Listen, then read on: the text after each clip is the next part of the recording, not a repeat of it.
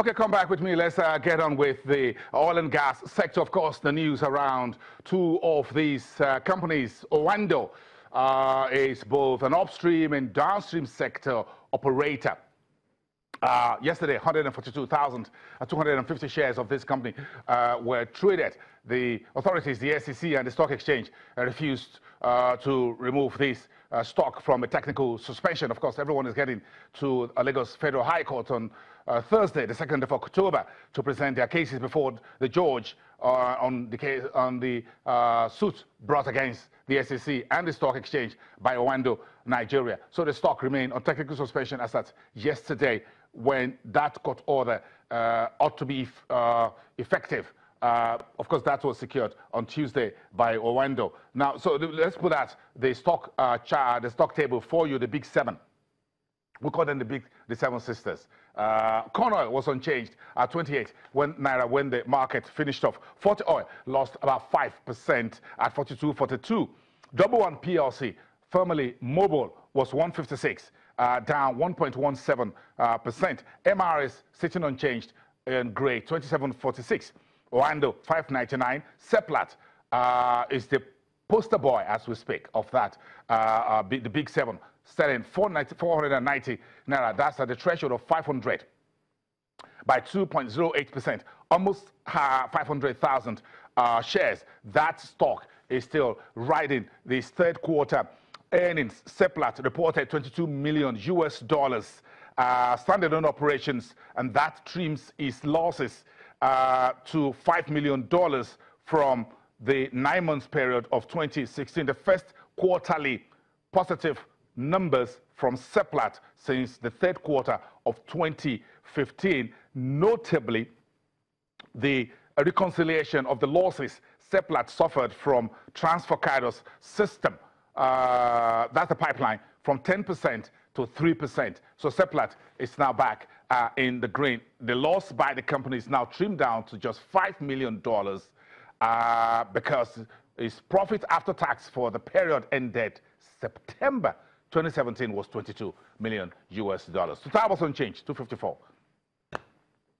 And these companies you see there, with the exception of Seplat, are all in the business of producing Petro-products, importing and marketing, all of that. So Nigeria is still thinking about Petro-products sustainability, domestically speaking, by the year 2019. And the man leading that is Ibe Kachiku, the Honorable Minister for State for Petroleum Resources, but is Bolanle, who will be, or Lutosin from the FTC, who will be discussing that with us very quickly here. Good morning. It's good to have you. You think we're still on course to achieve the 2019 domestic Petro-products sustainability? We have about 26 months to go. Okay, so I understand the question, but just running through the burning issues very quickly. So the burning issues for today, FAC has declined by about 12.4%. FAC shared in October. Interest rates are up sharply to over 120%. Gas production has actually increased according to the NNPC. That's Interbank. Yeah, Interbank. Yes. Interbank, 120. Yeah, I saw that. Yeah. And my heart got burnt, but it's okay. Yeah. we don't do Interbank. Yeah. And then gas production is up according to the NNPC to about 7 million cubic feet. Oil price is up as well to about $58 per barrel. Diesel price is flat at 205 naira per liter, and exchange rate is also flat at 363 naira to the dollar. And so those are the burning issues for today. And just briefly speaking, obviously we know that the FAC share has actually declined, but the reason for the rate hike, or the interbank rate hike, is due to the cost of naira liquidity in the market. So we just expect that this fact that is released into the market now would help solve that problem in the short term. Although we don't see the Paris Club refund anymore, because that was an extraordinary item in the past month. But as much as FAC has actually declined, it should help support that. So moving back to your question about the refinery issue, no, it's part of your burning economic issues. Yeah, because if diesel prices are 205, then we've seen 190, we've seen 170, we've seen 160. Yeah, then we started driving north. Yeah, it is. I think the last time it was that high was between between May and April and May. I think that was the last time we saw the price that high. But what's happened now is the fact that obviously this refinery petroleum issue is actually a sensitive issue within Nigeria. You know, we've had issues in the past where there was a debate on fuel subsidy. Do we remove fuel subsidy? Do we keep fuel subsidy? You know, the issues with the fuel pump price hike and all that. So it's a very sensitive and delicate issue within Nigeria.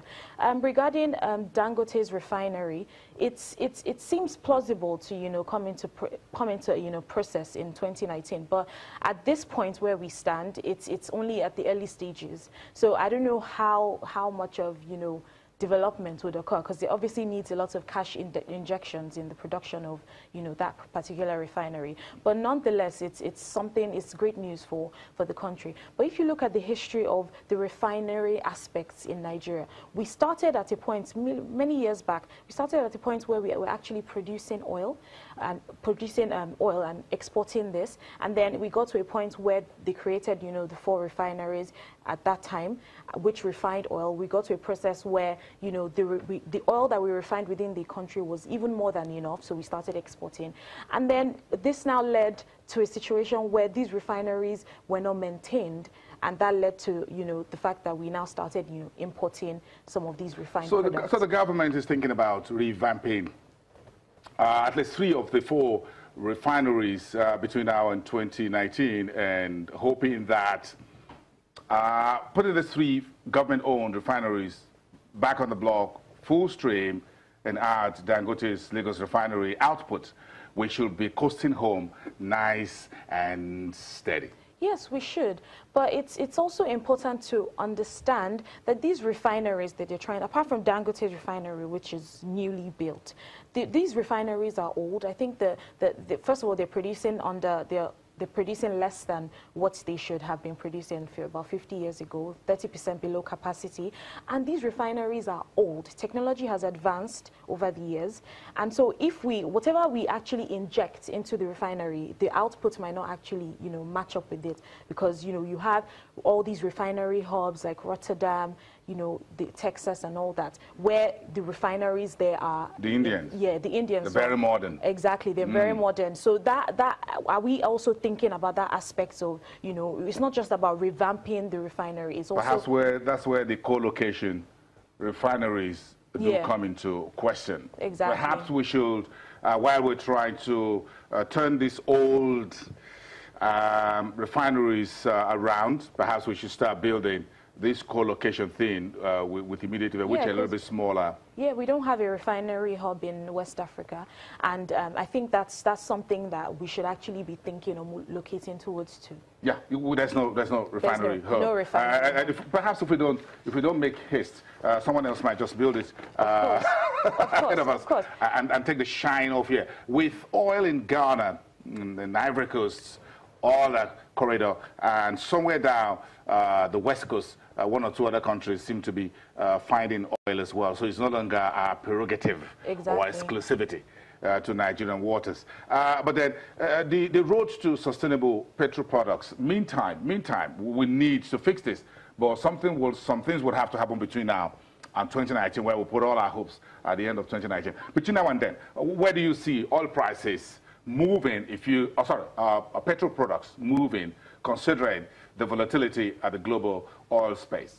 Well, petro-products, you know, there's this global thing that's actually coming into space now. You know, India has actually mentioned severally that, you know, by 2030 they're going to, you know, switch from these petrol products to cleaner, you know, products, or even out of that aspect, and, you know, move to electric cars and all that. So if, for example, just, you know, assuming that while Dangote is building this refinery, the payback period for his investment, assuming is 15 years, that's about 2032 from now. So what does that mean for us? Does it mean that, you know, his products will be less demanded by that time? You know, those are questions that we need to, you know, think about. The fact that the global atmosphere is actually switching, is in the process of switching in the long term to, you know, less dependence on petrol products. And I can assure you, I'm sorry, respectively, Yeah.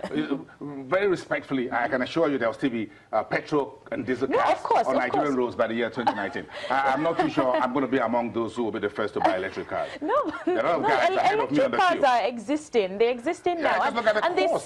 seem more. You know, global warming and all that. It could get to a like point that. where you'll be forced, you know, to actually buy an electric car. exactly, and they become affordable as much as like once there's increased supply. I will provide electricity to you guys in Nigeria who will be buying electric cars. Then I supply. Electricity power supply is up. You know, we're now at about 4,000 megawatts. This is the first. This is yet. Don't let us go there. That's really electrifying outputs versus supply and what people see.